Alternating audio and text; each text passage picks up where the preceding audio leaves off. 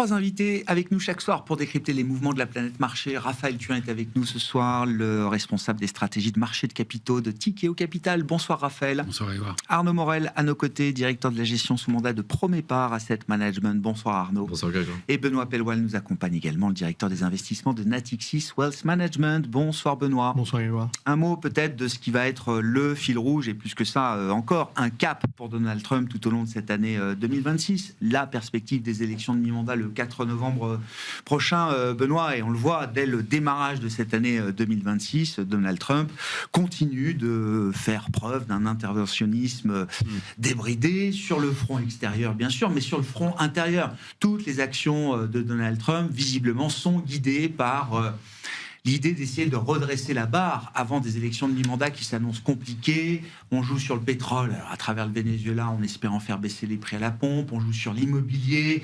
On cherche à interdire l'accès aux grands fonds institutionnels de certains segments du marché immobilier comme celui des maisons individuelles. On demande aux agences fédérales, Fannie Mae et Freddie Mac, de lancer une forme de QE en rachetant 200 milliards de mortgages. Et puis, sur les taux, inutile de le préciser, une pression continue sur la réserve fédérale américaine et une grande vague de dérégulation bancaire qui doit permettre de faire baisser des taux qui ont du mal à baisser, en l'occurrence, Benoît. Est-ce que cet interventionnisme peut générer des résultats perceptibles pour l'électeur de Donald Trump dans la perspective de ces élections de mi-mandat ?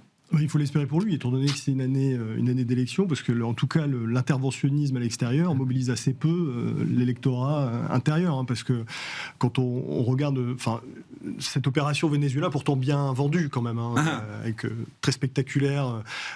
Finalement, il n'y a qu'un tiers des Américains qui soutiennent cette opération, et quand on regarde les sujets de préoccupation de l'électorat américain, les interventions extérieures, c'est même pas un sujet, ils s'en fichent totalement en réalité. Ce qui est très loin le sujet le plus important, c'est le pouvoir d'achat, la sécurité et le contrôle des frontières. Et c'est de très loin, ce sont les deux sujets les plus importants. D'où le revirement et toutes ces annonces visant à essayer de traiter, d'adresser cette affordability crisis. Le problème, c'est que ce que propose systématiquement l'administration Trump, c'est encore plus d'intervention en réalité dans l'économie, qui aboutissent quasi systématiquement à continuer de stimuler la demande.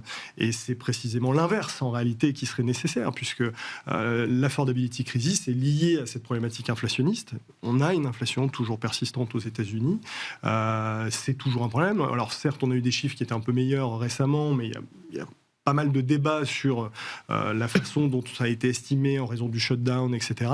Et le problème, c'est que l'origine de cette inflation persistante, c'est tout simplement le refus de vouloir faire freiner l'économie.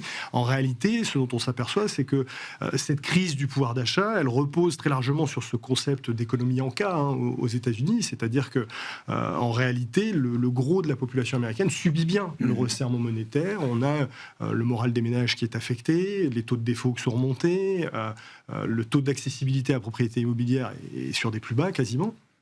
Et on a une économie, ça ne se reflète pas dans l'économie, parce qu'on a les 10% les plus aisés qui détiennent des actions, profitent des effets richesses, qui représentent la moitié de la consommation américaine.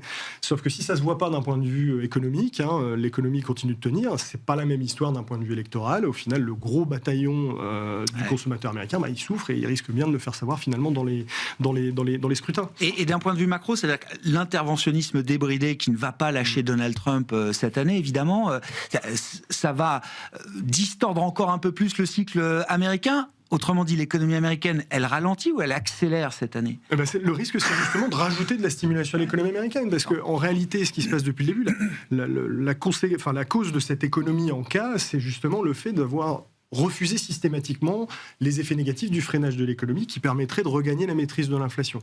Du côté de la politique monétaire, on a certes remonté les taux, mais un discours qui est toujours relativement accommodant, on a maintenu des conditions de liquidité très bonnes, ce qui nourrit les effets richesses, et puis même du côté budgétaire, au moindre ralentissement, on a toujours beaucoup dépensé sous l'administration Biden, et on continue d'intervenir beaucoup avec l'administration Trump. Et donc au final, l'économie ne freine jamais, sauf que si l'économie ne freine pas suffisamment, l'inflation ne revient pas au final à l'objectif, et donc on ne traite pas ce problème de pouvoir d'achat, on a toujours une inflation qui est toujours persistante.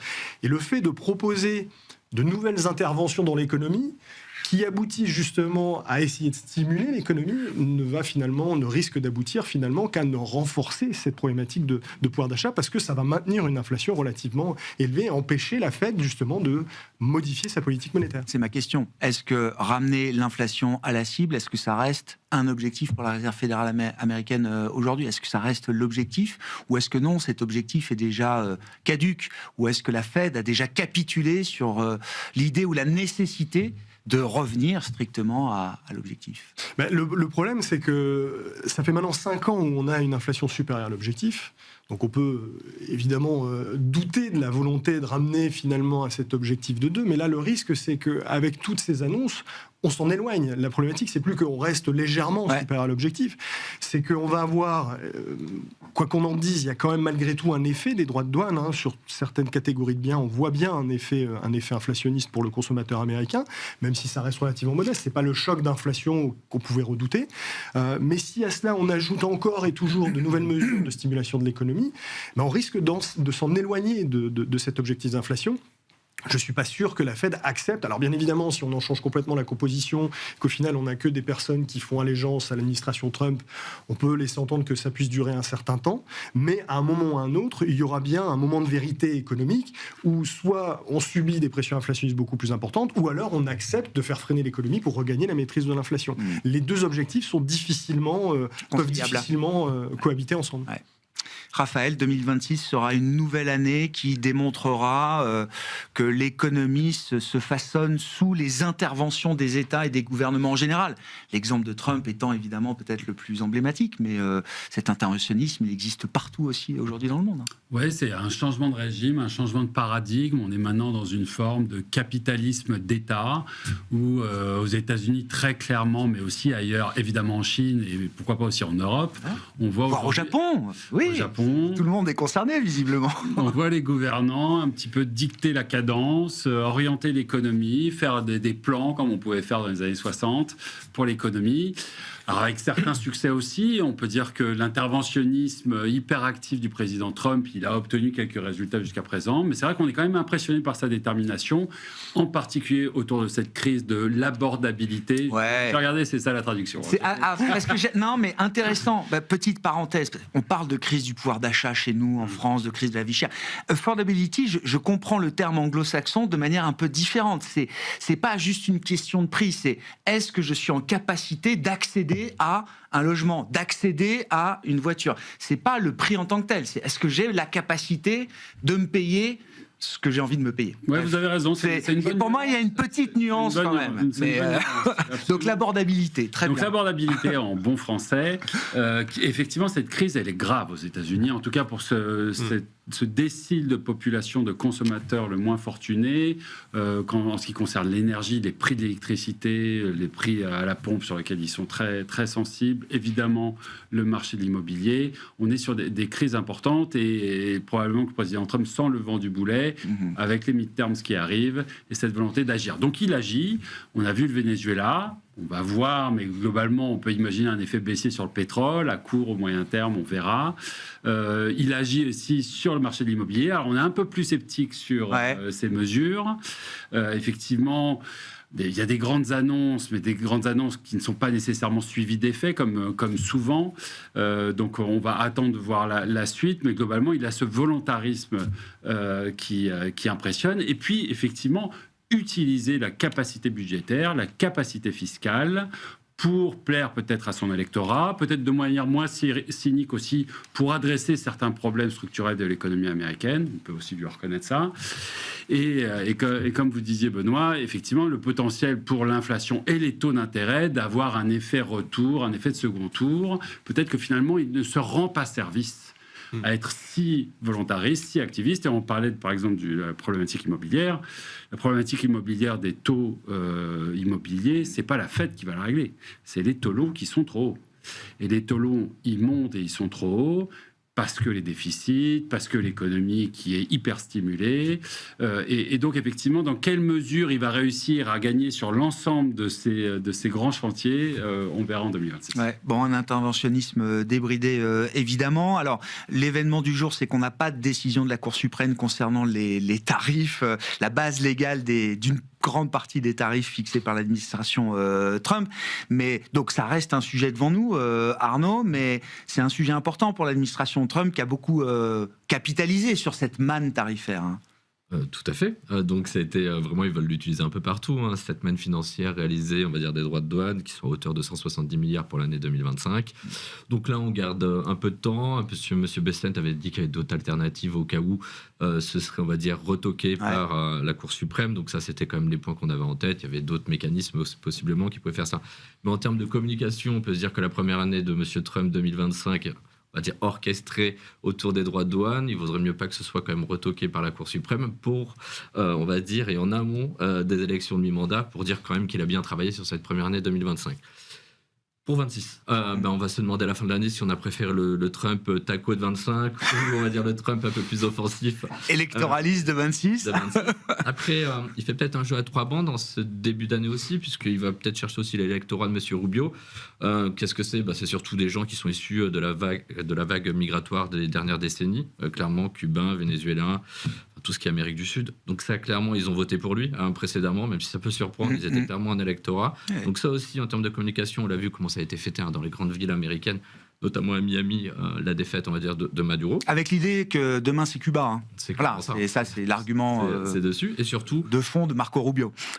La deuxième, on va dire, bande, c'est quoi ? C'est l'avertissement, plus que l'avertissement peut-être à M. Poutine aussi, où en disant, voilà, aujourd'hui, les possibles accords sur un cessez-le-feu, une fin de guerre en Europe, ça n'avance pas. Il a fait le maximum pour avancer dessus. Il est en train un petit peu d'attaquer toute l'hégémonie, on va dire, historique de la Russie, notamment en Amérique latine. Ça s'est fait sur le Venezuela, peut-être demain sur Cuba. On voit ce qui se passe sur les 48 dernières heures en Iran. Donc ça, c'est quand même des points aujourd'hui où on voit quand même que M. Trump, en termes de politique, montre aujourd'hui excusez-moi, les muscles, hein, clairement. Oui. Et donc ça, c'est un point important. Et le troisième point, bien sûr, on l'a dit et souligné précédemment, c'est de baisser, on va dire, le prix du gallon aux États-Unis, qui est toujours sur des niveaux importants, pour aller rechercher la population et l'électorat potentiel des élections de mi-mandat, le grand enjeu. Historiquement, les élections de mi-mandat, c'est l'année la plus volatile. Vous savez tous, on fait du moins 24 sur le S&P, sur du plus 28. Historiquement, ça donne ça sur les 50 dernières années. Donc, on a une année volatile sur 25. Attendons-nous pour 2026 à avoir beaucoup d'opportunités clairement à saisir sur les marchés financiers. Alors cet interventionnisme, on verra ce qu'il donne comme résultat macro, mais il peut avoir déjà des effets sectoriels boursiers importants. L'exemple de la défense cette semaine aux États-Unis, j'ai trouvé que c'était intéressant, Raphaël. D'un côté, alors c'est le bâton et la carotte. Alors il a commencé par taper en disant que les groupes de défense allaient devoir arrêter les dividendes, les rachats d'actions et les salaires trop élevés au sein des directions, pour quelques heures plus tard amener la carotte en disant mais vous allez avoir 50% de budget de dépenses militaires en plus à horizon 2027. Oui, cet interventionnisme, il va aussi avec un contrôle grandissant des pouvoirs publics sur des entreprises privées. Si ça se passe aux États-Unis, on risque de le voir arriver chez nous aussi en Europe. Là aussi, on déploie des plans de souveraineté, d'autonomie stratégique, en l'occurrence, Raphaël. Oui, c'était tout à fait à noter, vous avez raison. Pour l'actionnaire, c'est pas un petit sujet. C'est pas un petit sujet. Alors, comme d'habitude avec le président Trump, on va attendre de voir quelle est la réalité des annonces. On croit comprendre quand même qu'il n'a pas nécessairement la surface légale suffisante pour pouvoir agir, avec le Congrès peut-être aura son mot à dire. Donc ça, c'est un petit bémol. Mais c'est vrai qu'on note que rien n'est tabou, tout est aujourd'hui valable pour faire avancer ces sujets, et toujours avec parfois en tout cas un fond de vérité dans ce qu'il dit. Effectivement, le premier client de la défense aux États-Unis, c'est le gouvernement. On parle défense aujourd'hui, peut-être que demain on parlera de pharma. Je sais que le plus grand acheteur des médicaments aux États-Unis, c'est aussi le gouvernement. Et dans tous ceux qui vivent de la commande publique vont devoir rendre des comptes à un moment. Absolument. Et donc, il est en position, il a un levier, il est en position de négocier, the art of the deal, et il en profite. Donc, on commence à le connaître, et il fait ça très bien. Donc, effectivement, ça peut poser question à long terme sur l'investissement défense, et c'est d'ailleurs quelque chose qu'on sait. D'ailleurs, ça n'a pas débuté avec l'administration Trump. On sait que la défense, c'est un secteur particulier qui dépend de la commande publique, que les marges ne pourront pas s'envoler au ciel. La question pour l'investisseur, c'est dans quelle mesure pourrions-nous, malgré tout, dans les années à venir, compte tenu de la demande, compte tenu de l'effort qui est demandé aussi à ces grands industriels, de l'urgence, en particulier en Europe, pourrions-nous imaginer une expansion de de marge significative. Aujourd'hui, c'est le cas, elle est matérielle, et probablement qu'elle a encore de la place pour s'étendre sur la durée. Bon.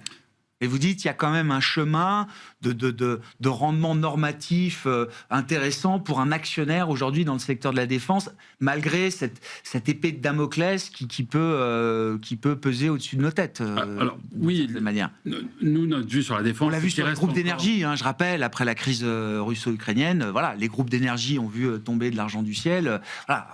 Les États et les gouvernements ne se sont pas privés d'aller en chercher une partie. Tout à fait. Et donc la dimension publique est un facteur de risque dans la défense. Et on parle aujourd'hui effectivement de la limitation de l'expansion des marges, mais on peut parler aussi d'actifs stratégiques, de M&A. Parfois, c'est compliqué de faire du M&A actif et de la croissance inorganique dans ces secteurs. Donc, ça fait partie des facteurs de risque du facteur défense. Maintenant, nous, sur la défense, on reste constructif. On sait qu'une partie de la performance est derrière nous. Les valos se sont renchéris, mais quand on constate les carnets d'ordre, la capacité d'explosion des chiffres d'affaires dont on fait face, qui peuvent vraiment se projeter sur des années, voire même des décennies. On parle de décennies de carnets d'ordre pour certains de ces équipements, de la proportion aussi des besoins à venir et de cette commande publique qui commence à ruisseler. Et puis, malgré tout, cette expansion de marge qui aura certainement un plafond, mais qui aujourd'hui est en train de se dérouler sous nos yeux, on considère qu'il y a encore de la place pour beaucoup de performances et on reste investi. Et la pharma, vous disiez, la pharma, attention aussi ? Parce qu'on pensait que les grands groupes pharma, en ayant signé des deals avec l'administration Trump, avaient levé justement une forme d'hypothèque et que les cours boursiers étaient un peu soulagés de ce point de vue-là. Mais vous dites, attention, il peut se passer encore des choses du côté de la pharma. C'est-à-dire que si on prend exactement le même raisonnement et on regarde une autre industrie qui est dépendante de la commande publique et qui a sujet à une certaine forme de régulation, la pharma vient tout de suite à l'esprit. Et d'ailleurs, souvenez-vous, quand il y a eu des discussions bilatérales ou multilatérales, commerciales l'année dernière, et je pense en particulier au UK, les prix des médicaments en particulier ont été très, très explicitement évoqués. Donc là aussi, il y a un risque. Est-ce qu'il est court, moyen ou long terme? Est-ce qu'il est matériel ou immatériel? Ça reste à deviser, Benoît, sur le chiffre du jour, les chiffres du jour autour de l'emploi américain, on attendait donc un rapport un peu plus propre que les précédents, moins bruité. Est-ce qu'on l'a? Et qu'est-ce que ce rapport apporte à l'histoire et notamment à l'équation de la Réserve fédérale américaine?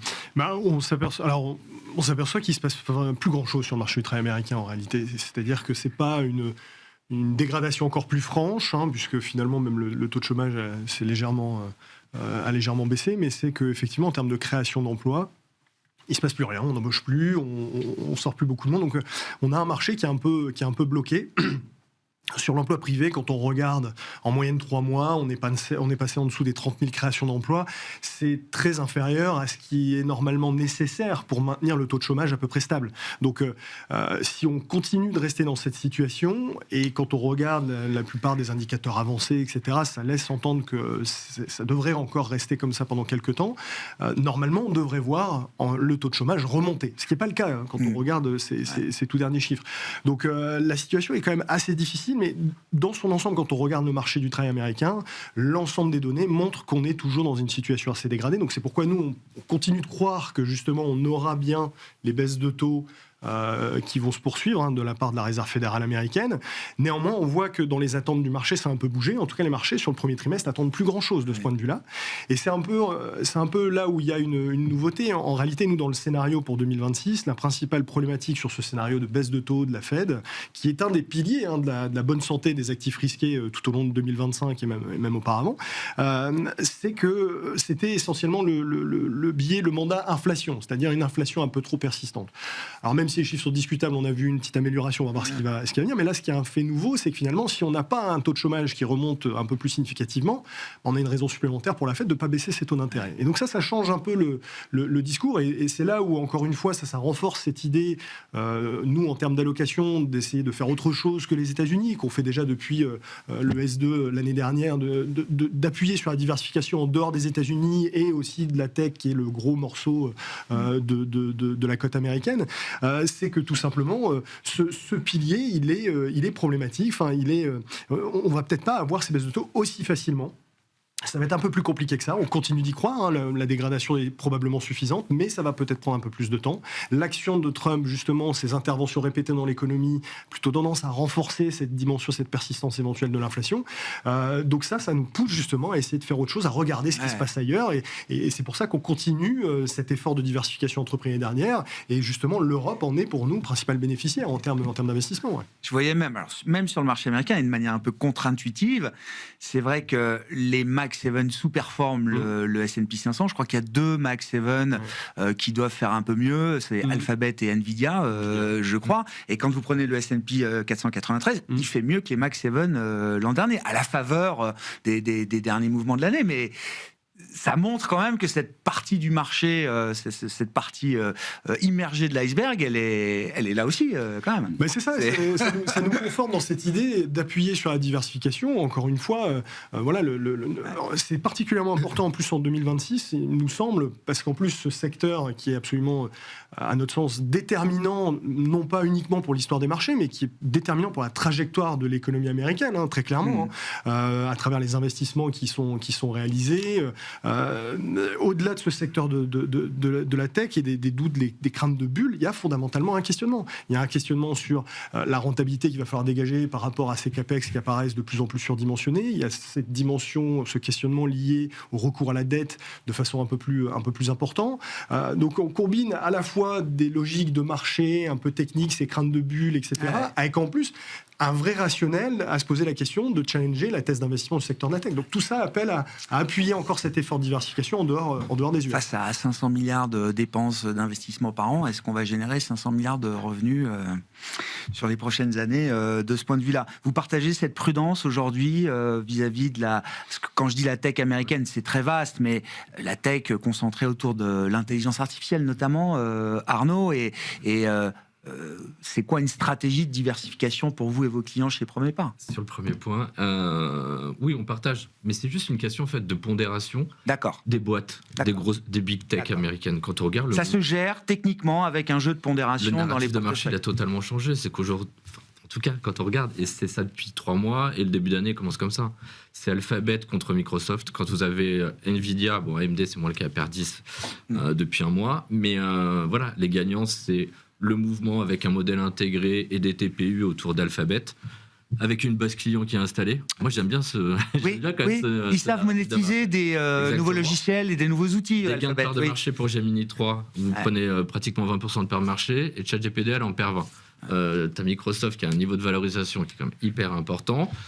La croissance, elle se fait sur le cloud. Forcément, si tu perds une part de marché sur la partie chatbot, ChatGPT, ça va être problématique pour le cloud. Donc, Alphabet aujourd'hui, c'est logique. Le TPU, on dit aussi qu'NVIDIA, qu'on aime beaucoup en termes de valeur, mais il y a l'arrivée quand même d'AMD, de TPU à travers cela. Une technologie moins importante. Ce que disait Benoît, aujourd'hui, on est quand même dans une industrie technologique en intensité capitalistique très, très importante. Il faut quand même les faire tourner, tous ces serveurs, les remplacer.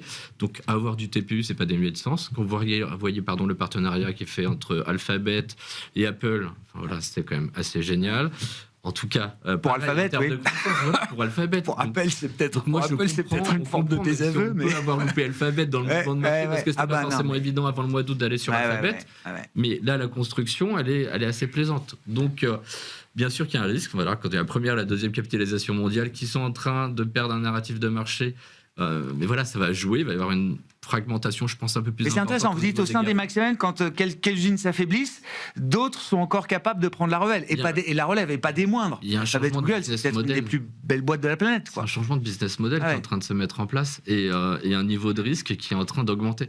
Donc en termes de lecture, pour nous, en tout cas, gérants et sélectionneurs et stock pickers, c'est assez sympa à regarder, à étudier, à essayer de comprendre. Donc ce que je dis, c'est que les valorisations, je l'avais dit précédemment sur Broadcom et AMD, Palantir, ça nous embête. Voilà, c'est pas forcément justifié à ce stade, mais quand on regarde les 7 magnifiques, on se paye à 24 fois les bénéfices, Nasdaq à 28, on a 20% de BPA. Bon, voilà, la grande question, il faut que ça se réalise. C'est comme sur toutes les tendances, c'est comme en Europe. Là, on attend 12% de BPA, on est content de les avoir, il faut que ça se réalise, il faut que la conso discrétionnaire tienne. Oui, alors là, ça m'intéresse parce qu'on attend 12%. Je sais qu'on attend toujours beaucoup de belles choses sur l'Europe. Ça fait à minima 3 années qu'on termine à zéro sur la croissance bénéficiaire. C'est exactement Arnaud. ça. Quelles sont les raisons de croire que cette fois, on aura une croissance positive des bénéfices en 2026 ? Déjà, beaucoup d'investisseurs échaudés autour de la table sur la devise. Donc déjà, même les clients, ils ont moins envie d'aller sur la partie américaine, même qu'ils faisaient apporter. Donc du coup, on se concentre. Donc les flux peuvent déjà soutenir la partie européenne. La baisse des taux directeurs qui devrait potentiellement quand même... Ils sont en avance, ils ont bien fait le boulot, c'est appréciable en fonction des discours, mais la Banque centrale a fait le job.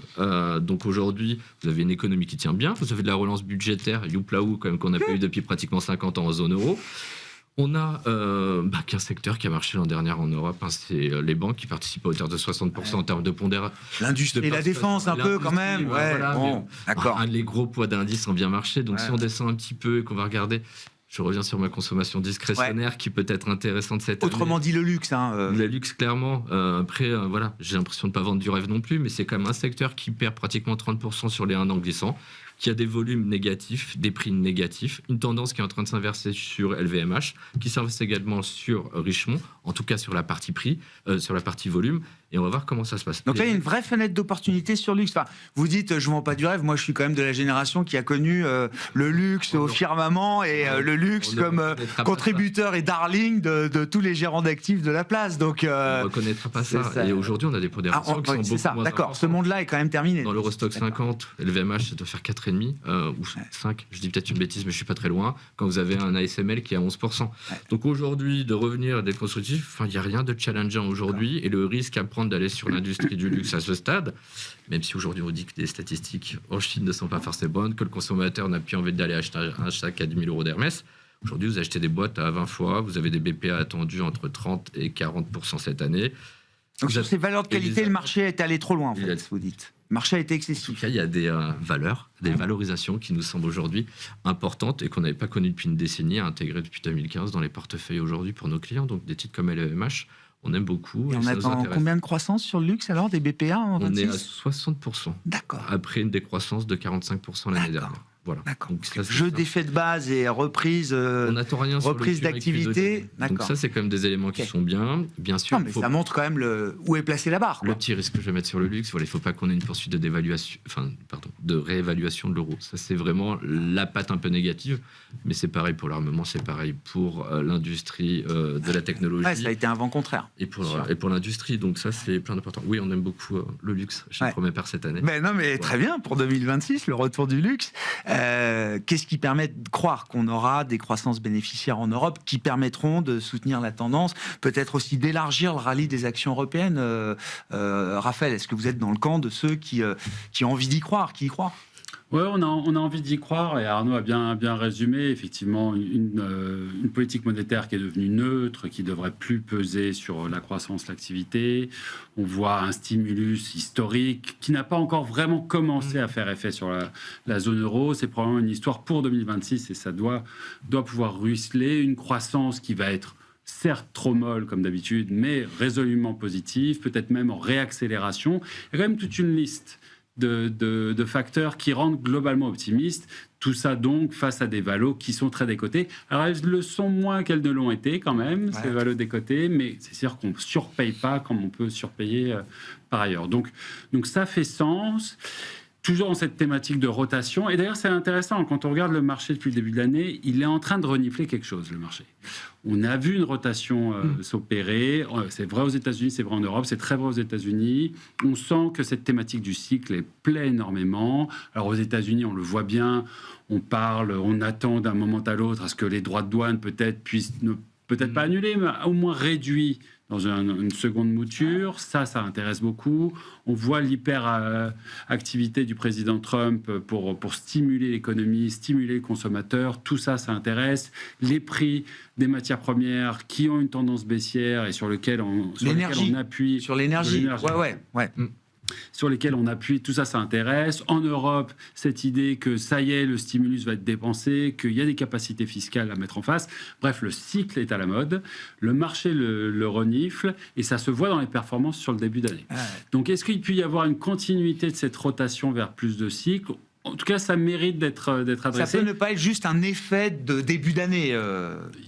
Potentiellement, il pourrait y avoir effectivement un suivi là-dessus, et ça serait surtout très sain. On peut pas refaire une année avec un leadership si concentré autour de l'IA aux États-Unis et des banques en Europe. Et globalement, il va nous falloir de nouveaux relais de performance et peut-être qu'effectivement, on en prend le chemin.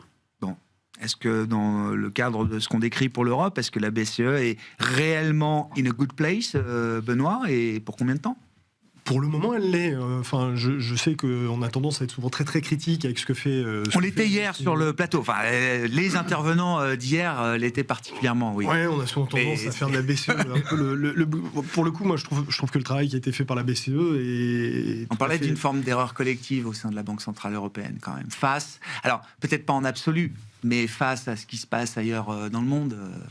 Le déversement d'exportations chinoises sur le territoire européen, le gap de croissance qui s'est créé, et de la croissance vraiment, la demande finale privée qui s'est créée entre l'Europe et les États-Unis, pas depuis 20 ans encore, depuis les 5 dernières années à nouveau.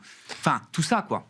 Il ne faut pas oublier que le mandat de la BCE, c'est uniquement l'inflation. On lui demande beaucoup de choses, mais son travail, c'est pas la croissance, ça c'est le job. La Chine, c'est très déflationniste, quand même. La BCE, en mon sens, a plutôt fait un bon travail, dans la mesure où elle a fait un vrai exercice de resserrement monétaire. C'est-à-dire que déjà, on a réussi à regagner la maîtrise de l'inflation, ce qui n'est pas évident aux États-Unis, par exemple, en mettant des taux supérieurs en réel au niveau de la croissance, qui est en fait la vraie recette, ce qu'on n'a pas eu aux États-Unis pour regagner la maîtrise de l'inflation.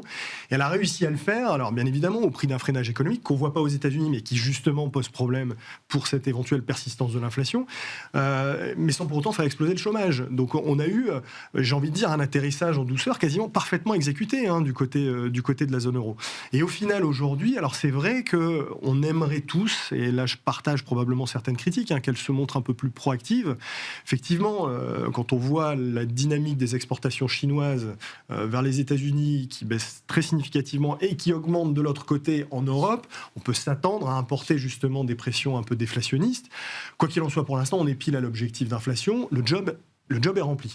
Donc effectivement, là, on va entrer dans une phase où, jusqu'à présent, c'est vrai que c'était problématique d'avoir ces commentaires venus d'Allemagne notamment, où on pouvait se dire attention, les salaires vont peut-être augmenter un peu plus, il faut se montrer vigilant. Non. Le discours de Christine Lagarde a bien rappelé que pour l'instant, il n'y avait pas besoin de bouger, ni dans un sens ni dans l'autre. Je pense que le mouvement à venir, éventuellement, ça serait plutôt d'essayer de soutenir justement le cycle, parce que on a cette problématique d'importation, de déflation en provenance de Chine, et puis en plus parce que tout simplement en termes d'activité, alors c'est bien en zone euro, c'est super au potentiel, c'est pour ça que c'est jamais ébouriffant la croissance. Oui, c'est à la hauteur de ce qu'on peut produire et délivrer, quoi. C'est ce que j'allais dire. Au final, on va avoir encore cette année, en 2026 et en 2025, c'est 2 années supérieures au niveau de la croissance potentielle en zone euro, alors qu'aux États-Unis, on va basculer en dessous du niveau de la croissance potentielle dans le scénario consensuel et dans le scénario de nos économistes. Donc c'est pas si mal. Et sauf que là, on a vu dans les indicateurs d'activité, il y a un coup de mou justement dans cette reprise. C'est un peu opéré comme une douche froide dans les derniers indicateurs d'activité en zone euro. Et donc, effectivement, on peut espérer qu'elle se montre un peu plus proactive dans l'espèce d'accompagnement, justement, de cette dynamique cyclique. Mais aujourd'hui, on est pile à l'objectif d'inflation, on a maîtrisé l'inflation, on a fait un atterrissage en douceur. Je trouve qu'il n'y a pas tant que ça de raison de critiquer la BCE compte tenu de son mandat, bien évidemment, qui est différent de celui de la Fed, où l'emploi est l'autre composante à égale importance de l'inflation. Cette idée d'une reprise cyclique, d'une réaccélération peut-être de l'Europe, parce que ça permet aussi de descendre en taille de capitalisation dans la construction des portefeuilles, Arnaud. Les petites et moyennes capitalisations, bien sûr. On repart toujours de valorisation. Elles sont un peu plus protégées, on va dire, de tout le contexte de droits de douane, ça on l'a bien à tête. Ouais.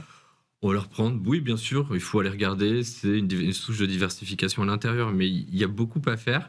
On va dire dans toute la partie mid européenne, que ce soit en France, que ce soit en Allemagne. Clairement, aller chercher déjà là, avant d'aller chercher les small caps, parce qu'il y a un beau rattrapage à les rattraper en relatif, en intrasectoriel.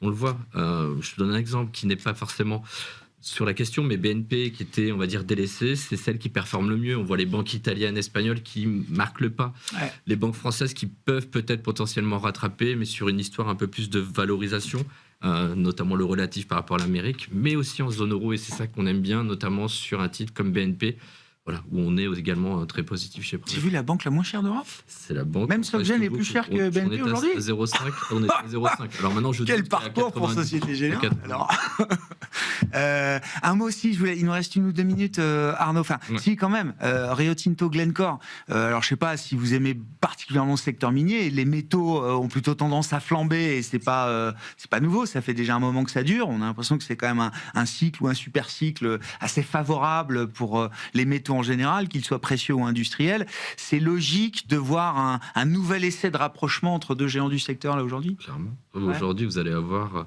comme vous l'avez dit, un géant à 200 milliards, augmentation des marges, un retour pour les actionnaires qui va être bien. Vous avez le prix du cuivre qui est au plus haut, un protectionnisme européen assez important. Nous, on aime beaucoup le UK, avec le mélange mix banque et matières premières. Ouais. Donc ça aussi, c'est un élément. Donc oui, aujourd'hui, on a un animal, on va dire, à la dimension de la thématique et de la problématique qu'on a aujourd'hui sur l'ensemble des métaux. Donc Ouais. ça, c'est quand même aujourd'hui d'avoir une boîte à 200 milliards dans cette industrie-là, en Europe, on va dire en Europe. C'est jamais des small caps Non, dans mais voilà, l'univers c'est des mines, bien. mais Et on aime bien tout ce qui est matériaux de base, et d'accord. notamment aussi sur l'acier. Un titre comme ArcelorMittal, ça mérite aussi encore à être regardé sur ses niveaux de valorisation.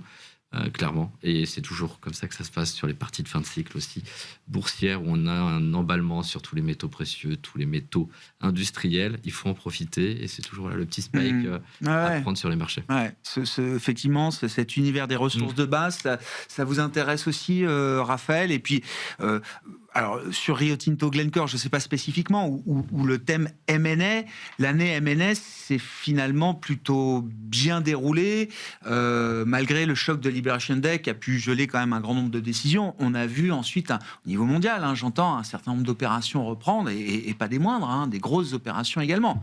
Est-ce que là aussi, c'est une thématique qui va accompagner encore les marchés en 2026 ? Alors, ça va être une vraie inconnue, en tout cas une thématique importante. Le M&A, les IPOs, les marchés de capitaux et leur fonctionnement, leur dynamisme.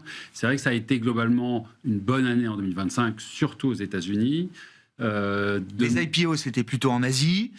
Les IPO, c'était plutôt et en Asie. l'Europe, au milieu de tout ça, moins d'activité M&A, moins d'introduction en bourse, quoi. Et c'est vrai que c'est un facteur de marché à prendre en compte pour l'investisseur. Du M&A, des IPO, ça permet de fluidifier le marché. C'est un relais de performance. Et c'est vrai que les grands optimistes dont nous faisons partie peut-être, oui, c'est le métier. constatent que oui, les conditions sont plutôt réunies pour de la consolidation. Alors, des considérations de réglementation des deux côtés de l'Atlantique qui semblent un petit peu s'ouvrir. Évidemment, l'administration Trump a l'air beaucoup plus ouverte aux méga deals que ne l'était l'administration précédente. En Europe, on semble quand même être dans une phase où on souhaite construire des champions européens, même dans les banques. Où on avait beaucoup de réticence à permettre, ne serait-ce que discuter sur des fusions et des acquisitions transfrontalières. Le sujet n'est plus complètement tabou. En tout cas, il commence à faire de plus en plus consensus. Le chemin reste long. Donc, effectivement, ça pourrait être un relais de performance pour ce marché, avec des taux qui sont maintenant revenus à des niveaux plus raisonnables. Bref, quantité de raisons qui permettent de penser que oui, il y a un chemin pour plus de consolidation. Merci beaucoup, messieurs. On s'arrêtera là pour ce soir. Merci pour vos éclairages sur cette situation de marché, les enjeux de 2026. Raphaël Thuin, Tikeo Capital, Benoît Pelloual, Natixis Wealth Management et Arnaud Morel, Promépar Asset Management étaient les invités de Planète Marché ce soir dans Smart Bourse sur Bismart.